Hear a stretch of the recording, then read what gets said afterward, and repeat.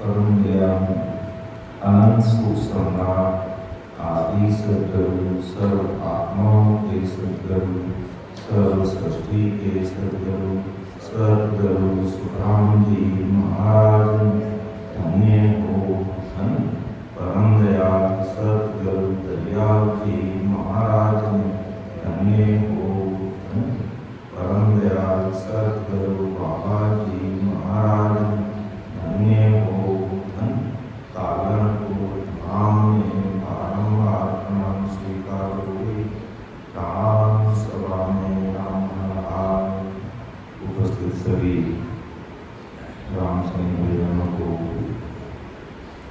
बारंबार कोटि कोटि राम सा प्रणाम।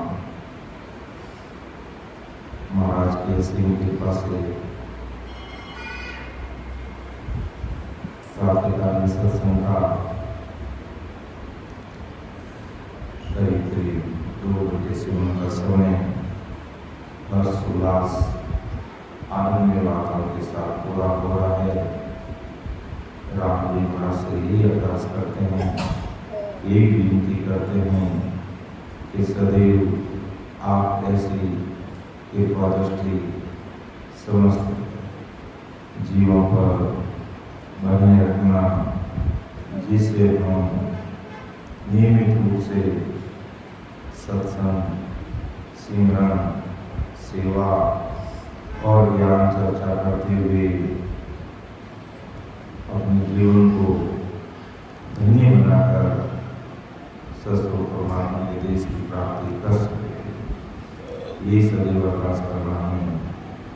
और इसी प्रकार विनती और मेरे व्यक्तिता के साथ में जो आज हमने सिमरन किया है, वैसा का वैसा सिमरन हमें नियमित रूप से अपने घर पे रहते हुए, अपना काम धंधा करते हुए 24 घंटे में से जरूर हमें 2 या 3 घंटे कम से कम हमेशा हमें राम सिमरन के लिए निकालना चाहिए। कहते हैं 2-3 घंटे के लिए हम भजन में बैठते हैं तो उसमें अगर जरा सा भी घड़ी आती घड़ी भी अगर हमारा ध्यान परमात्मा में लग जाता है, उसकी बराबरी कोई नहीं कर सकता। महाराज ने लिखा है कि एक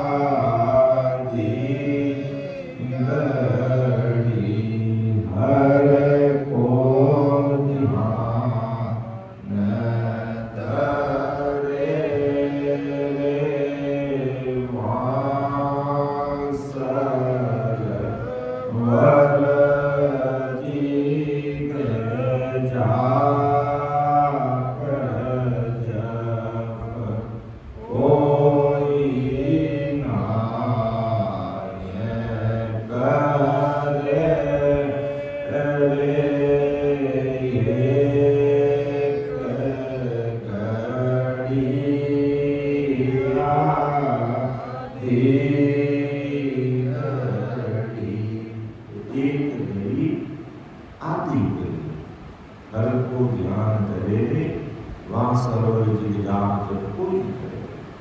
अर्थात 24 घंटे में 64 घड़ी होती है। 24 घंटे में 64 घड़ी होती है और 24 घंटे में मिनट कितने होते हैं? 24 × 7 यानी 1440 मिनट होते हैं। 1440 मिनट। 1440 मिनट में अगर हम 64 का भाग दें तो 22.5 मिनट आता है, यानी एक घड़ी 22.5 मिनट की होती है और आधी घड़ी 11.25 मिनट की होती है। तो परम दयाल सद्गुरु सुखराम जी महाराज फरमाते हैं कि एक घड़ी आधी घड़ी हर को ध्यान धरे वहां सवर जी जाप जप कोई नहीं करे। अर्थात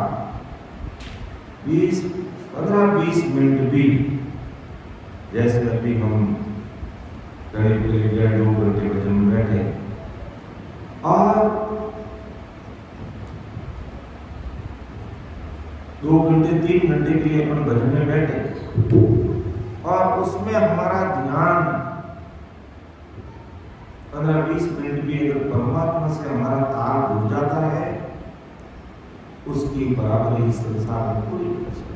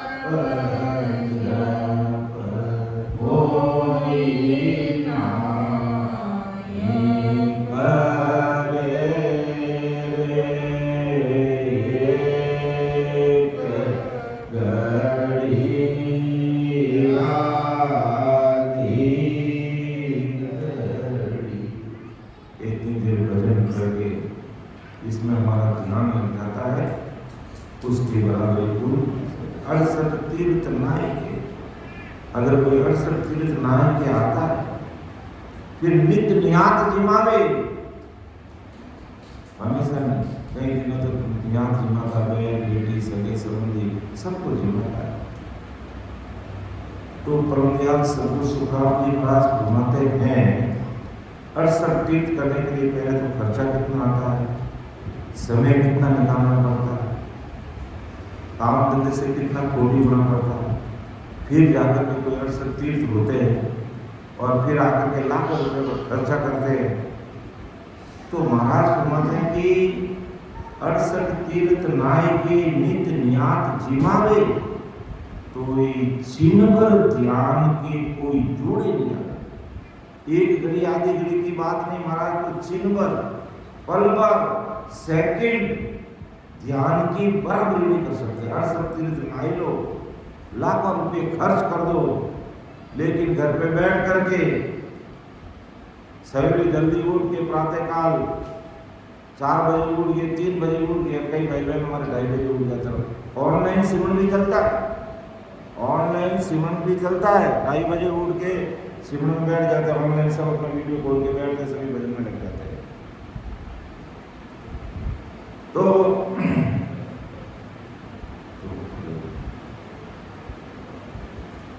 68 तीर्थ नाय के नित्य नियात जिमावे, तो भी छिन पर ध्यान के छोड़ेगा। छिन पर यानी पल भर ध्यान की बराबरी नहीं कर सकते। 68 तीर्थ नाय के लिए जाने के लिए समय निकालना पड़ता है, रुपये खर्च करने पड़ते हैं, फिर घर आके लाखों रुपए खर्च करके सगे संबंधी बहन बेटी न्याती गोती जाति पाती सबको घुमाते हैं। तो महाराज घुमाते भाई, अगर उसकी जगह पर आप घर बैठे माता पिता की सेवा कर लोगे और सब चीज यही पूरी होगी, और बैठ के 2 घंटे 3 घंटे तुम भजन में बैठोगे और पल भर भी तुम्हारा परमात्मा से तार जुड़ गया, तो उसकी बराबरी कोई नहीं कर सकता। लाके बरस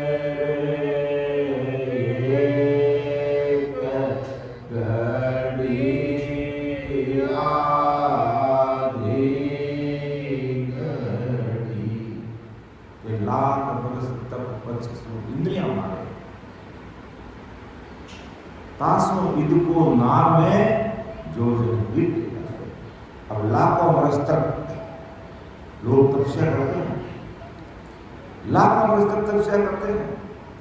सतयुग में विश्वामित्र ने 60,000 वर्ष तक तपस्या की। कितने वर्ष तक तपस्या की? 60,000 वर्ष तक तपस्या की। सतयुग में उम्र, आदमी की उम्र होती 1 लाख वर्ष, और 1 लाख वर्ष में से उसने 60,000 वर्ष तक तपस्या कर ली, और फिर अपने गुरु वशिष्ठ मुनि को आकर के भेंट कर दी कि गुरुदेव मैंने 60,000 वर्ष तक तपस्या की है और आधी तपस्या आपको भेंट कर रहा हूं। नाम का पराक्रम सुनो। आज हमने बैठ के भजन किया, नाम किया, उस राम जी का नाम का कितना भारी पराक्रम है वो महाराज सरस पद के माध्यम से मैं समझा। तो लाख वर्ष की उम्र में 60,000 वर्ष तक उन्होंने तपस्या की। अब ध्यान से सुनना बात को, ये कोई मनगढ़ंत कहानी नहीं है, ये वास्तविक घटना, वास्तविक बात है। वशिष्ठ मुनि रामसभा में विराजमान थे, ऐसे रामसभा चल रही थी, और विश्वामित्र ने आकर के 60,000 वर्ष तक तपस्या की और आकर के गुरु महाराज को कहा, गुरुदेव मैंने 60,000 वर्ष की तपस्या पूर्ण कर ली है और मैं आधी तपस्या आपको भेंट करता हूं। 1 मिनट के लिए वशिष्ठ मुनि हतप्रभ रह गए, अचंभित रह गए, सन्नाटा छा गया पूरी राम सभा में और चुप रह गए। फिर अगले क्षण का विश्वामित्र, तुमने 60,000 वर्ष की तपस्या में से मुझे 30,000 की तपस्या भेंट की है, मैं उसके बदले में ये जो सत्संग चल रही है राम सभा में, इस सत्संग का तुझे एक पल भर का फल देता हूं। कितना? एक पल भर का, 1 सेकंड का फल देता हूं। क्यों गुरुदेव, क्या बोल रहे आप? तब नजदीक बुलाया, कहा विश्वामित्र, तूने मुझे भरी सभा में ये तपस्या भेंट की है, इसलिए मैं सभा की मर्यादा रखते हुए तुझे एक पल भर इस सत्संग का फल दिया है। और वही अगर तू मुझे बंद कमरे में आकर के भेंट करता तो तुझे मैं धक्का देके बाहर निकालता और एक पल भर संगत का फल भी तुझे नहीं देता। क्यों गुरुदेव, क्यों क्यों? कि तेरी 60,000 वर्ष की तपस्या इस पल भर संगत की बराबरी कर नहीं सकती। ध्यान रखना। भगवान आने धन्य हो, धन्य। आज त्रिवेणी संगम में हम प्रयागराज जाते हैं, बहुत बड़े त्यागी, बैरागी, साधु, सन्यासी खूब आते, बड़ी बड़ी जटा बना करके, बड़े बड़े बाल बांध करके, कोई एक पैर पे खड़ा है, कोई एक हाथ खड़ा है, कोई कैसी तपस्या कर रहा है, कोई कैसी तपस्या कर रहा है। इस बार प्रयागराज में एक पानी का आदमी ने, उसमें ऐसा एक साधु था जिसने कई वर्षों से ऐसी तपस्या की थी। कहा, उसको पूछा कि साधु महाराज, आप इतनी कठिन तपस्या कर रहे हो,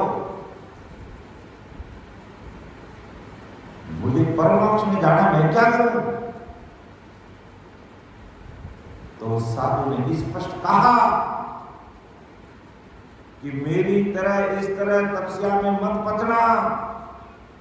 तू अगर परमोक्ष की प्राप्ति करना चाहता है तो संत सद्गुरु की शरण में जाकर के राम राम कर लेना।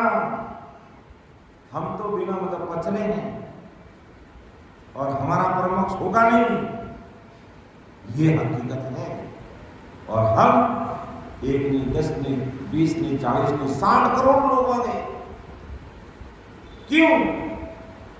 कि बाहर की तपस्या करने वालों को देखने के लिए, बाहर का त्रिवेणी संगम देखने के लिए, और वही त्रिवेणी संगम अंदर का देख लिया तो काम नहीं चलता। इसलिए महाराज ने, परमदयाल सद्गुरु सुखराम जी महाराज ने कहा कि लाख बरस लग पच तपसु इंद्रियां मारे, लाख वर्ष तक तासु इनको नाम है जे दिन हृदय तारे। अरे लाखों वर्ष तक तुम भूखे प्यासे, कोई आग जला के उसके बीच में बैठ रहा है, कोई सर्दी में बर्फ के बीच में बैठ रहा है, कोई पानी में डूब रहा है, कोई आकाश में उड़ रहा है, कोई जमीन में गड़ रहा है,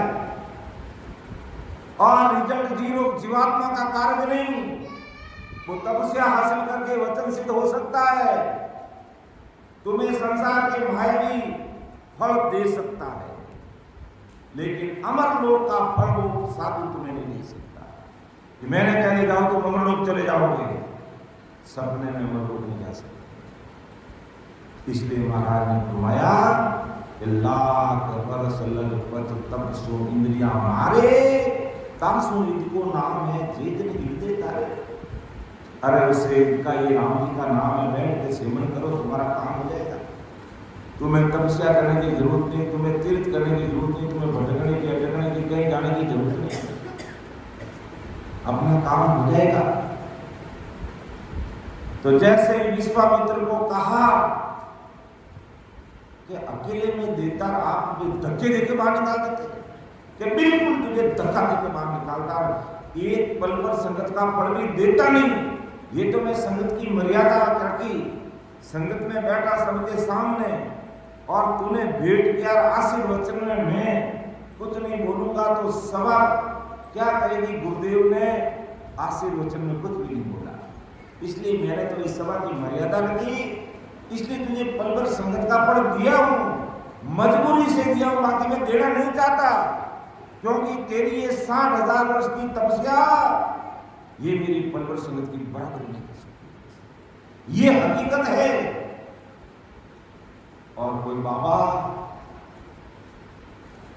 घर गृहस्थी छोड़ देता है, जंगलों में जाकर तपस्या करने लग जाता है, वेद धारण कर लेता है, बड़ी बड़ी जटाएं बना लेता है, या वस्त्र हटा लेता है, खान पान छोड़ देता है, जल आहार करता है, दूध आहार करता है, और हम उसको बड़ा मान कर बैठ जाते हैं।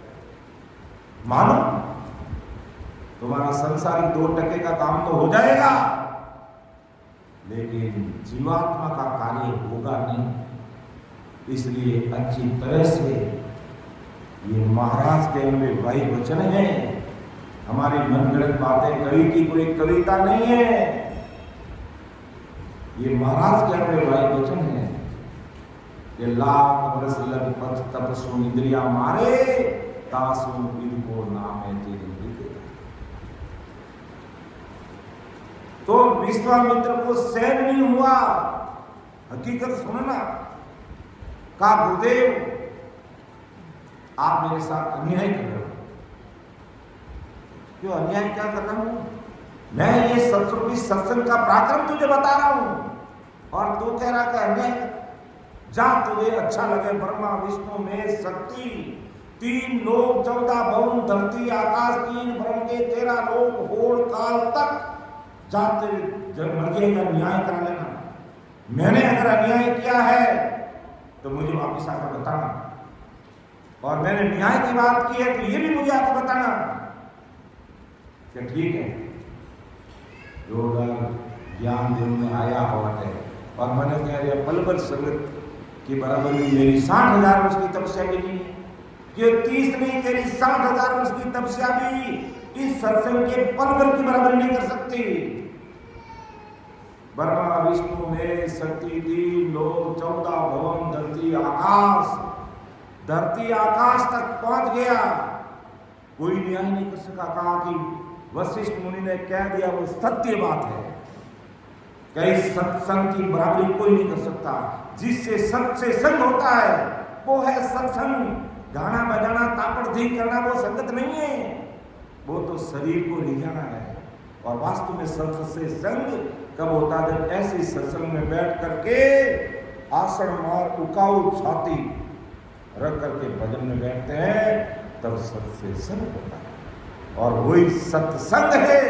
बाकी गाना बजाना तापड़ दीप ऐस हराम मौज मस्ती अमल तंबाकू बीड़ी सिगरेट चाय कॉफी चलती रहती है, सिगरेटों के धुएं निकलते रहते हैं, सत्संग है? वो सत्संग नहीं है, वो तो एक शरीर को रिझाने का और शरीर का भोग लेने की बात है। अब विश्वामित्र सब जगह घूम गया और कहा कि कोई मेरा न्याय नहीं कर रहा। सब ये कह रहे हैं कि वशिष्ठ मुनि ने कहा जो सत्य है, वशिष्ठ मुनि ने कहा जो सत्य है। फिर अब शेष भगवान पाताल में बचे एक, कि अब उन शेष भगवान के पास जाके न्याय करूंगा, बाकी ब्रह्मा विष्णु महेश मेरा कोई न्याय नहीं कर रहा, ये सब झूठ बोल रहे हैं। तब विष्णु भगवान ने कहा मैं भी झूठ बोल रहा हूं, ब्रह्मा जी झूठ बोल रहे हैं, शंकर भगवान भी झूठ बोल रहे हैं, और तू ये अच्छा है तो अब तू शेष भगवान के पास जा। वही 50 करोड़ दुर्जन पृथ्वी का भार वो अपने सिर पे लेके बैठे हैं, वही तेरा न्याय करेंगे, बाकी तेरा न्याय समझ में नहीं आता तेरे। तो ठीक है शेष भगवान के पास ही चले जाओ। शेष भगवान क्या है? लो तपस्या का फिर आगे का ये बात गए शेष भगवान के पास। शेष भगवान नमस्कार राम राम, जो राम राम भाई कैसा हुआ कि मेरा न्याय करो। कि न्याय क्या न्याय है? कि मैंने मेरे गुरु महाराज को 30,000 वर्ष की तपस्या भेंट की थी, और पल भर में मुझे केवल एक पल भर सेकंड सत्संग का फल दिया, क्या मेरी तपस्या इतनी है? आप इसका न्याय करो। तो शेष भगवान ने कहा, भाई मेरे ऊपर 50 करोड़ योजन पृथ्वी का भार है, पूरी पृथ्वी उनके ऊपर है, तो तेरी तपस्या के बल से इस पृथ्वी को तो तेरे सिर पे है, और मुझे कर फ्री, और फिर मैं तेरे सामने बैठ करके तेरा न्याय करूंगा। तो ठीक है, हटो। अहंकार देखो, तपस्या का अहंकार देखो। और भजन करने वाले राम राम में जितने डूबते जाते, जितने राम राम में डूबते जाते, जितने डूबते जाते, छोटे बन जाते, और छोटे छोटे बाल संतों को प्रणाम करते, नमस्कार करते, एक बार नहीं करते, कोटि कोटि बार करते। ये राम नाम की सदा का पराक्रम है। जितना भजन करोगे कुदरती तुम्हारा मैंपना खत्म हो जाएगा, अहंकारपना खत्म हो जाएगा, और परमात्मा के सामने छोटे से छोटे बन जाओ। कुदरती बनने से नहीं बनता, भजन करने से होता है। तो 30,000 वर्ष की तपस्या के बल से उन्होंने पृथ्वी अपने सिर पे लेने का प्रयास किया विश्वामित्र ने, लेकिन पृथ्वी रुकी नहीं। कहा शेष भगवान अंदर धस रहा हूं, मर जाऊंगा। कहा तेरे गुरु महाराज को 30,000 भेंट की, वो भी वापस ले ले, और 60,000 वर्ष की तपस्या से पृथ्वी को रोक। तो 60,000 वर्ष की तपस्या के बल से पृथ्वी को रोकने का, तो भी कहा गुरुदेव दब रहा हूं, मर रहा हूं, मेरे से पृथ्वी नहीं सही जाती, मैं नहीं सहन कर सकता। क्यों? रुक एक बार, और तेरे पास कुछ है? कि मेरे पास 60,000 वर्ष की तपस्या का बल था, अब मेरे पास कुछ नहीं। अरे है तेरे पास, तुझे पता नहीं है, मुझे पता है। ये क्या है?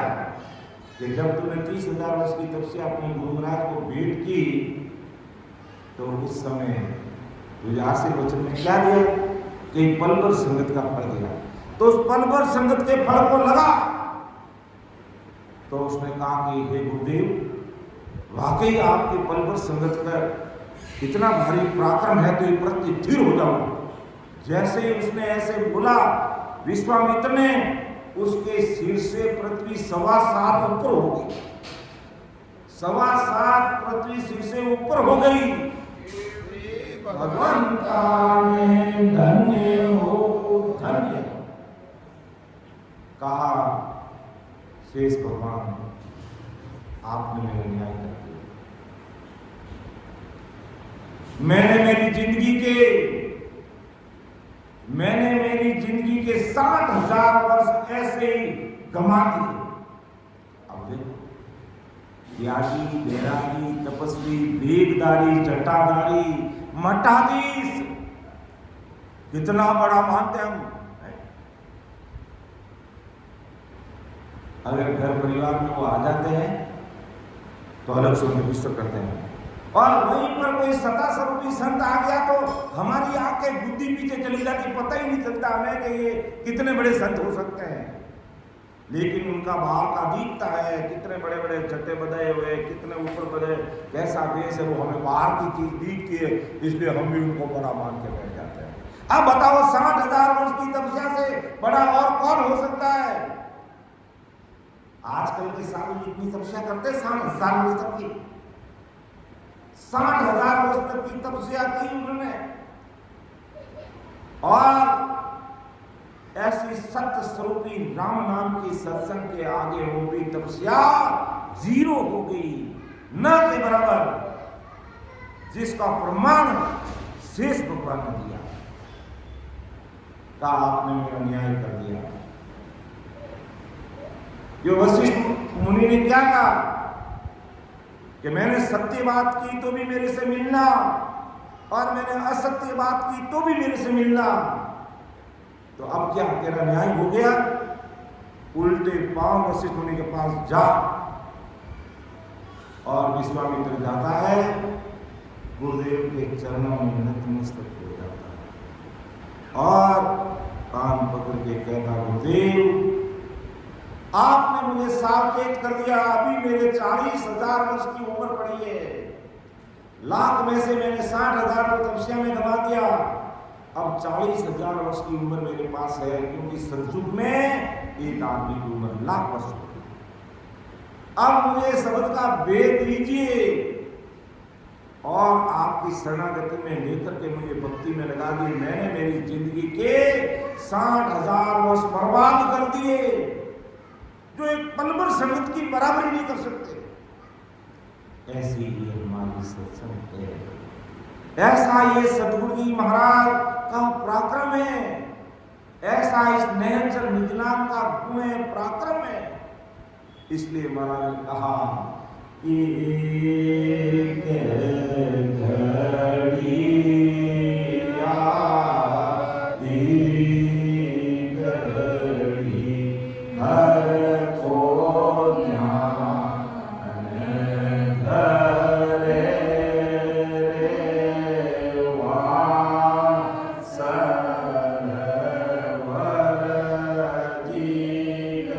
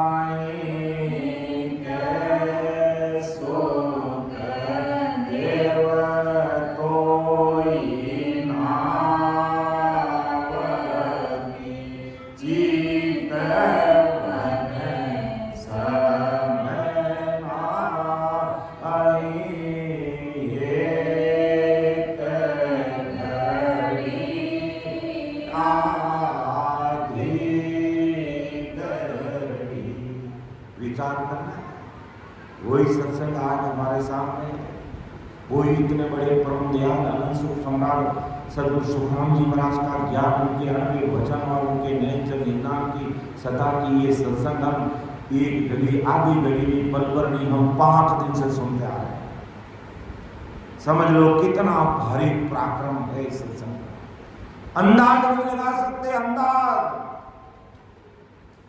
अर्थात गुरु ज्ञान में माला माल हो, इतना भारी गुण है सत्संग का, इतना भारी पराक्रम है कि करोड़ जन्म करनी करे, करोड़ों जन्म करनी करम तीर्थ व्रत नेम पूर्ण होम जी जाप करते हैं। और बिंद्रा के माई यानी गर्भस्थी त्याग देता, त्यागी बैराग, त्याग बैराग ले लेता है।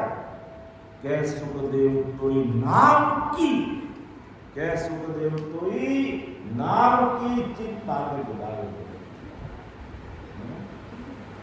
तो क्या सुखदेव तोई नाम की चित्तवन समझ, चित्तवन एक चित्तवन एक सेकंड एक पल की बराबरी हो नहीं कर सकते। महाराज धन्य हो, धन्य हो। इतना भारी एक सेकंड बराबरी सत्संग के पराक्रम की बराबरी नहीं कर सकते। तो ये तो साक्षात उदाहरण है। वशिष्ठ मुनि को पूरी दुनिया जानती है। वशिष्ठ मुनि को पूरी दुनिया क्यों जानती है? वशिष्ठ मुनि गुरु आप रामचंद्र जी, यानी वशिष्ठ मुनि रामचंद्र जी के गुरु थे। पूरी दुनिया वशिष्ठ मुनि को जानती है और विश्वामित्र जी को भी जानती है, क्योंकि 60,000 वर्ष तक उन्होंने तपस्या की थी, फिर गुरु को भेंट की थी, पलभर संगत का फल दिया था, मन में ढिलानी आ गई थी, 3 लोग 14 भवन में घूमे, शेष भगवान ने न्याय किया था।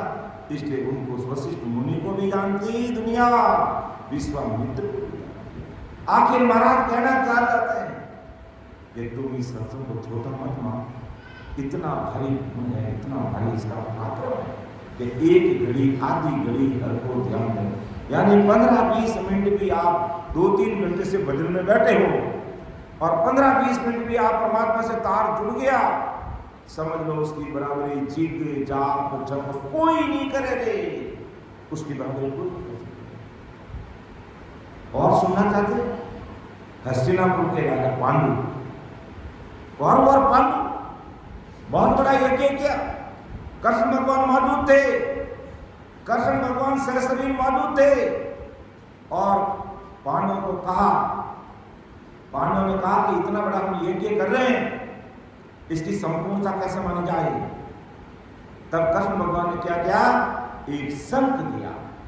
शंख बोला था ना, मंदिर में शंख बोला था, हमारी भारतीय परंपरा संस्कृति। तो ऐसा एक शंख दिया, क्यों भाई ये शंख ले जाओ तुम, जहां तुम्हारा इतना बड़ा यज्ञ हुआ उचित स्थान पर समान इस शंख को रख देना। ये शंख जिस दिन बिना बजाए बज जाए, बिना बजाए ये शंख बोलने लग जाए, तब तुम समझ लेना कि तुम्हारा ये जो चीज ये भी तो बड़ा कर रहे हो, ये पूरा हो गया। और ये नहीं बोले तब तक समझ लेना तुम्हारा यज्ञ पूरा नहीं है, अभी अधूरा। अब देखो क्या रचना हुई। 88 करोड़ ऋषि, 88 करोड़ ऋषि, पांडवों के समय की बात है। 88 करोड़ ऋषि, 99 करोड़ राजा, जिग में अनंत जिम्या जिसको वार पार नहीं, लेकिन पंचायत संगत पू नहीं करे, बोले ही नहीं, विचार में पड़ गए। पांडवों ने कहा कि अब क्या करें, और आम जनता तो रोज के लाखों जीवती, बड़े बड़े ऋषि मुनि सन्यासी त्यागी बैरागी वेदधारी 81 करोड़, 99 करोड़ राजा। अब आप कहोगे एकदम 81 करोड़ ऋषि कौन से, रोज के लाखों ऋषि मुनि जीवते, करते करते 81 करोड़ ऋषि मुनि जीव गए, 99 करोड़ राजा जीव गए। ये पंचायत संकट से मसनी हो रहा है, ये बोल ही नहीं रहा है, जैसे कोई इसको फ्लाइट मोड पे करके रख दिया हो। और वो पंचायत से फ्लाइट मोड पे थोड़ी होता है, ये फोन होता है फ्लाइट मोड पे, तो वो फ्लाइट मोड पे नहीं होता, स्विच ऑफ उसका नहीं होता, लेकिन वो नहीं बोल रहा है, नहीं बोला। पांडु मुंह लटका करके कृष्ण भगवान के पास जाते हैं। देखना इस सत्संग का, इस राम जी के नाम का कितना भारी पराक्रम है। ये बहुत बड़ी सत्संग है, ये हर एक के समझ में नहीं आती है। अगले जन्म का पुण्य उदय होता है तब तो इस सत्संग का आयोजन होता है, और ये सत्संग सुनने समझने को मिलती है, बाकी हर एक को नहीं मिलती है। क्या इस जड़ सरला में मारवाड़ियों की कमी है? खूब सारे भाई काम सुने और खूब सारे भाई बहनों को सूचना भी दी है, लेकिन किस्मत में नहीं है सुनने। जिनके भाग्य में लिखा वही ऐसे महाराज के अंदर भाई सुन सकते हैं, समझ सकते हैं। हर एक की बस की बात नहीं है। हम खूब कोशिश करते हैं कि भी अधिक से अधिक भाई बहन ऐसे महाराज के अंदर में भाई बहनों को सुने समझे, लेकिन भाग्य के बिना नहीं सुन सकते। बहुत बड़ा भाग्य गुणवानी पोते चाहिए, तब जाकर के ऐसे महापुरुषों के अंदर भाई बहनों को सुनने समझने को मिलता है। पांडु मुंह लटका के कृष्ण भगवान के पास जाते हैं कि महाराज 88 करोड़ ऋषि मुनि त्यागी बैरागी वेदधारी जटाधारी वेदांती मठाधीश सब जीव गए, 99 करोड़ राजा और जनता तो अपार जीवी जिसका कोई वार नहीं। लेकिन हमारा ये पंचायत संघ नहीं बज रहा है। क्या आपने इसको कोई फ्लैग बोर्ड पे करके रख दिया है? क्या क्या है, क्यों नहीं बोल रहा है? कृष्ण भगवान उस समय सहशरीर मौजूद थे और कृष्ण भगवान ने क्या कहा? सुखराम जी कहा, अरे आप कह रहे 81 करोड़ ऋषि जी में करोड़ की बात है, 99 करोड़ राजा। तो कृष्ण भगवान ने कहा पांडु युधिष्ठिर सुन ले, 88 करोड़ ऋषि मुनियों में एक भी राम नाम का लेवल इस संत ने भोग ही नहीं लगाया, प्रसाद ही नहीं जीमा। केवली भगवान धन्य हो धन्य। 88 करोड़ ऋषि, उसमें एक भी राम नाम का लेवल नहीं था। मैं कह रहा हूं नहीं था, किसने कहा? कृष्ण भगवान ने कहा। मैं कह रहा हूं एक भी नहीं था। ये प्रमाण क्या है? लो आज सब प्रूफ पा गए हैं। गलत काम तो दुनिया करती है और संतों से प्रूफ मांगते हैं कि संत के थाराते वीडियो बनाता के बैठे बैठा है, वीडियो थोड़ी बनाता कोई है तो कहीं करता छिप छुपाए ना। लेकिन अंतर्यामी जो संत होते हैं उनको सबकी रग की पता चलता है, लेकिन वो मन पसीस करके आंखें बंद करके बैठ जाते, किसी को नहीं कहते तुमने ऐसा किया काम वीडियो बताओ। अबे ठहरा खोटा काम करता तो मैं वीडियो बनाता ही हूँ, लेकिन सब पता चलता है।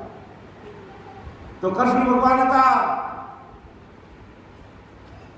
एक भी राम का नाम ले वाली संत ने जीवन भोग नहीं किया। ये क्या प्रूफ है? मैं कह रहा हूं मेरे से प्रूफ मांग रहे हो। कृष्ण भगवान ने मुंह खोला पूरा पाका भारी लोगों कि ये 3 त्रिलोकी अभी भूखी बैठी है, भगवान को तो भोग ही नहीं लगा तुम्हारे लोग। क्यों 81 करोड़ ऋषि मुनि जीम गए, 99 करोड़ राधा आश्रम की जनता जीम गई, और आपको तो भगवान ने भोग नहीं लागू। पूरा मुंह खोल के 3 त्रिलोकी बताइए और कहा भगवान को तो भोग ही नहीं लगा अभी तक, और तुम पंचायत से बोलने की बात करने के लिए मेरे पास आए हो, कैसे तुम्हारा पंचायत से बोलेगा? क्यों गुरुदेव क्या करें कि तुम हस्तिनापुर के राजा हो और इसी गांव में दूर राम नाम के लेवारी संत वाल्मीकि, एक वाल्मीकि हुए जो वीर थे, एक वाल्मीकि जो जात के सरगरा थे, वो त्रिकुटी तक पहुंचे हुए राम नाम के लेवारी संत थे। कि उनको बुला करके तुम्हारी सब इस भोजनशाला में बिठा कर उनको भोजन जिमाओ, तब तुम्हारा ये पंचायत संघ बिना बजाय बजने लग जाएगा। क्यों ये है नहीं? हाँ क्यों है नहीं? हाँ जाकर के उनको लेके आओ, वो जाति के सरगरे हैं, तुम उछल के राजा महाराजा हो। मन में अहंकार लेके मत जाना कि एक वाल्मीकि को सरगरा जात के उसको लाने के लिए हम कैसे जाएंगे, हम तो राजा महाराजा है। क्यों राजा महाराजा हो, बहुत अच्छी बात है, लेकिन इस यज्ञ की संपूर्णता चाहते हो, वाल्मीकि संतों को मना करके या ला करके उनको भोजन प्रसाद जिमाओ, तब तुम्हारा पंचायत संघ बोलेगा 3 त्रिलोक में भगवान को उस स्वरूप साहिब को भोग लगेगा और तुम्हारा कार्य संपूर्ण होगा। क्यों ठीक है, ये वास्तविकता है, लेकिन अज्ञानी जगत समझते नहीं, क्योंकि अज्ञानी जगत के पास में 2 टके की माया कमाने के अलावा समय नहीं। तो फिर 5 पांडु जाते हैं, क्या हो सकता है वो जंगल में बैठे, उनको पहनने के लिए कपड़े भी नहीं हो, कपड़े लेके जाना। क्यों ठीक है बोलिए, कृष्ण भगवान शरीर मौजूद थे, कौन बात खड़ा होती। तो फिर पांडु जाते हैं वहां पर, नमस्कार प्रणाम करते हैं वाल्मीकि संतों को। वो अपने राम नाम में मस्त भजन में लीन, उनको मान सम्मान मान बड़े से कोई लेना देना नहीं। कहा महाराज हम आपको निमंत्रण देने के लिए आए हैं, हमने बहुत बड़ा यज्ञ किया है, उसमें पधार करके आपको भोजन प्रसाद देना है। कहा भाई कितने यज्ञ किए तुमने अभी तक? कि महाराज पहला यज्ञ क्या है और वो भी पूरा हुआ नहीं, आप आने से वो पूरा होगा, इसलिए आप पधारो। तो उन संतों ने क्या जवाब दिया? क्यों भाई मैं ये 1 2 4 यज्ञ करने वाला के बाद नहीं जाता, मैं तो कोई 100 यज्ञ पूरा करता है और 101 का शुरुआत करता है, मैं तो उसमें जाता हूं। यानी सीधे मन से नाम मना नहीं किया, तरकीब बता दी। यो भाव जी एक यज्ञ पूरा को नहीं है, अनिशा जी एक यज्ञ भी पूरा नहीं हुआ है और आप 100 यज्ञ की बात करो। गुरुदेव माफ करना, माफ है भाई, बिना बुलाए आए, बिना बुलाए जाओ। मैंने आपको बुलाया थोड़ी था यहाँ, किसने कहा? वाल्मीकि समय इतना स्पष्ट जवाब रहता था। और आज के जमाने में अगर किसी को ऐसा भी बोल दे कि आपको किसने बुलाया, अरे तो एकदम हम नाराज हो जाते हैं। लेकिन संतों के ऐसे कड़े और स्पष्ट शब्द थे कि अभी हम जा रहे थे तो आपको बुलाया किसने कहा? तुम बिना बुलाए आए, आप बिना बुलाए जा सकते हैं। पांडु मुंह लटका के वापिस चले गए। जाके द्रौपदी को कहा, द्रौपदी वो संत आने वाले नहीं है, वो संत आने वाले नहीं है। अब कोई वेद पूजा लेने वाला हो तो क्या बाबा जी 11 में नहीं माना तो 21 में मनाओ, 21 में नहीं माना तो 51,000 दे और 51 में नहीं माना तो लाख दे दो। नहीं बाबा जी ने बुलाओ, ऐसा संत लोभी संत रहे तो पुलिस आपको बुलाएगा। लेकिन उन संतों से इन चीजों का कोई लेना देना नहीं था, इन चीजों से कोई लेना देना नहीं था, मान पड़े से कोई लेना देना नहीं था। द्रौपदी ने कहा, तुम बैठ जाओ, उन संतों को मैं बुला के लेकर आऊंगी। द्रौपदी को पता था वो दुर्वासा मुनि की चेली थी और ज्ञान नगर में सुना था कि ऐसे कोई राम नाम के लेवारी संतन है और अपने घर से लेकर के संतों के घर आश्रम तक हम जितने कदम रखते हुए जाते हैं वितने यज्ञों का फल तो कुदरती हो जाता है, जितने यज्ञों का फल तो कुदरती हो जाता है। तो अब वो द्रौपदी पैदल जाती है, संतों के पास जाती है और द्रौपदी को भी पता है कि 5 संत है, राम नाम के लिए संत है और संतों को भी पता है कि मेरे पास राम जी का नाम का पराक्रम है। द्रौपदी जाकर के नमस्कार करती है, प्रणाम करती है, परिक्रमा करती है और कहती है, महाराज आपको इस यज्ञ में पधारना पड़ेगा। कहा, द्रौपदी तेरा दिमाग तो ठीक है? क्यों? मेरा दिमाग बिल्कुल ठीक है। मैंने पांडवों को क्या कहा था? 100 यज्ञ पूरा करके 101 का यज्ञ करो तब आना, और तो बीच में आ गई। क्यों महाराज? एक मेरी अरदास है। बोल क्या है? कि मैंने ज्ञान नगर में सुना है कि ऐसे कोई उच्च कोटि के राम नाम के लेवारी संतन होते हैं और घर से जितने कदम रखते हुए यहां तक पहुंचते, जितने कदम रखते हैं जितना यज्ञ का फल तो कुदरती होता है। बताओ मेरी क्या करती है? द्रौपदी तेरे साथ चलूंगा। संतों को पता है, ज्ञान से बात की द्रौपदी ने, संत चले और संतों का नियम क्या था? पंचग्रासी थे, 5 कवे भोजन करते, 5 से छठा कवा नहीं लेते। क्यों? मैं तेरे आऊंगा उस यज्ञ में, चल तू आगे चल, खाने की तैयारी कर, मैं तेरे आगे के भोजन करूंगा।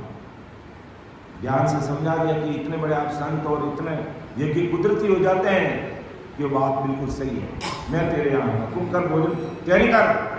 द्रौपदी आगे आकर के 56 भोजन बनाती। कितने 56 भोजन बनाते जानवी जी? 56 भोजन बनाती। कितने? 56 भोजन बनाते हैं। बड़ा थाल सजा करके बाबू जी का आसन लगा करके बिठाते हैं और 56 भोजन सामने। वाल्मीकि संतों का कायदा कितना? 5 कवे, 5 पंचग्रासी संत थे। तो अब संत विचार में पड़ गए कि द्रौपदी ने बड़ी मेहनत से 56 पकवान बनाए हैं और एक एक पकवान का स्वाद नहीं लूंगा, द्रौपदी मन में पाई जाएगी कि मैंने 56 भोजन बनाए और आपने लिया नहीं। तो संतों ने थाल को अपने सामने लेकर के 56 भोजन में हाथ चलाना शुरू किया। घंटी पिसा के वो अपने में वो चला, वो चक्री हो गए जी, वो हाथ वो चक्री चलाओ અને एकदम 56 भोजन में कर दियो रावड़ो। क्या कर दियो? रावड़ो। रावड़ो कर અને अब एक वो लियो, दूसरो लियो, पंचायन संग बोलना शुरू किया। लेकिन वो पंचायन संग कण बोले, पंचायन संग बोले तो है लेकिन कण बोले, रुक रुक नहीं बोले, अटक अटक नहीं बोले, मटक मटक नहीं बोले, अटक अटक नहीं बोले, अटक अटक नहीं बोले। तो और जैसे ही संतों ने रावड़ा बनाया, द्रौपदी के मन में छोटा भाव आ गया, क्योंकि आखिर जातो भरगु हुए इन्हें तक भगवान खावना है। मैं तो इतना मैंने तो भगवान बनाया अने हाथ रावड़ो कर दी, रावड़ो इन्हें खावना ही नहीं। ऐसा ही मन में जैसे छोटा भाव आया उन्होंने तो 5 ग्रास ले लिए, पंचायत संघ बोलना शुरू हो गया, लेकिन वो रुक रुक के बोल रहा है। आया युधिष्ठिर ने क्रोध, पंचायत संघ ने फोड़ने फेंका हो गया, हाथे पाके बोला हूं मैंने क्या, अबे इन्हें पंचायत संघ ने फोड़ने फेंका दो। वो पंचायत संघ बोला, युधिष्ठिर मुझे क्यों फोड़ रहा है, मेरा क्या कसूर है, तो किसका कसूर है? क्या द्रौपदी को पूछो, तो द्रौपदी को पूछो। वो पंचायत संघ बोल रहा, पंचायत संघ, संत नहीं बोल रहे हैं, पंचायत संघ बोल रहा। तो द्रौपदी ने कहा, पूछा द्रौपदी क्या बात है, द्रौपदी क्या बात है? द्रौपदी ने कान पकड़ लिया कि संतों को लाने के लिए गई, कैसा भाव था और कैसे ज्ञान की बातें करके संतों को बुला तो लिया, और संतों ने उसके 56 भोजन का भोग लगा लिया। लेकिन द्रौपदी को बात पची नहीं कि संत एक एक का टेस्ट लेते, फिर मेरी महिमा करते, तूने आज बहुत बढ़िया बनाया, ये भी बनाया तुमने, बहुत बढ़िया बनाया, ये बूंदगिरी का हलवा भी बढ़िया बनाया तुमने, ये बढ़िया बनाया तुमने, ये बढ़िया बनाया, ये तो बढ़िया, तो एकदम राजी हो जाते हैं। और एकदम राम लोग करने खावे तो जीव नहीं दिया, मैं की दिया। तो ये छोटा भाव आ गया द्रौपदी के मन में, द्रौपदी ने स्वीकार कर लिया।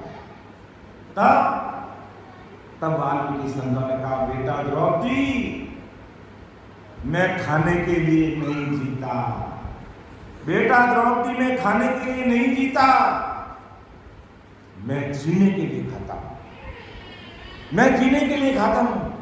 मैंने तो तेरी मेहनत पर दया की है और तू छोटा भाव लेकर आ गई। मैंने तेरी मेहनत पे दया की है कि तू इतनी मेहनत करके 56 भोजन बनाए हैं, तो मैं सबका स्वाद ले लूं, और मैंने ले लिया, तू समझ ही नहीं पाई। अब मैं तो 5 ग्रास से संत हूं, छठा कवा नहीं खाते वो कभी, 5 ग्रास ले लिए, बस हो गया पूरा।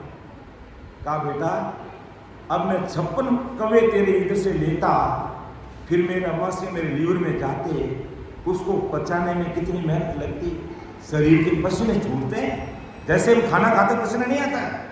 तो मैं तेरा इतना बड़े बड़े मेवा मिष्टान मिठाई खाता तो मेरे शरीर को पचाने छोड़ता, मेरी शरीर की कितनी शक्ति तेरे इन मावा मिष्टान को पचाने में लग जाती। मेरी शक्ति सिर्फ और सिर्फ राम स्मरण में लगती है बेटा, इसलिए मैंने तेरी सारी मेहनत की कदर की है, तेरे मेहनत की कदर करके दया की है, तेरी मेहनत पर भी मैं सब तेरा ले लूं। तब पूरी सभा के समझ में आया और फिर वो पंचायत संघ बोला। तो ये किसका पराक्रम है भाई? ये राम जी के नाम का पराक्रम है, ये राम नाम का पराक्रम है। और वो राम नाम के निवारी संत थे, और उससे पहले इतिहासी 1000 ऋषि मुनि जोगी सन्यासी सेवड़ा त्यागी वैरागी वेदांती मठाधीश जटाधीश सब आए, पंचायत संघ नहीं बोला, क्योंकि कृष्ण भगवान का 3 दिनों की तो पूरी भूखी बैठी है, भगवान को भोग ही नहीं लगा। क्यों? भगवान को भोग कब लगता है? जब ऐसे भगवान के राम नाम के निवारी संत प्रसाद जीवते, तब संतों को भोग लगता है। इसलिए महाराज ने कहा कि 68 तीर्थ नाय के नित नियात जिमाओ, तो छिनबर ध्यान के जोड़े नहीं आ। 68 तीर्थ नाय के हमेशा नियात लाखों रुपया खर्च कर दो, लेकिन एक राम जी के नाम की बराबरी नहीं कर सकता है। इसलिए परम दयाल सदगुरु सुखराम जी महाराज ने फरमाया कि एक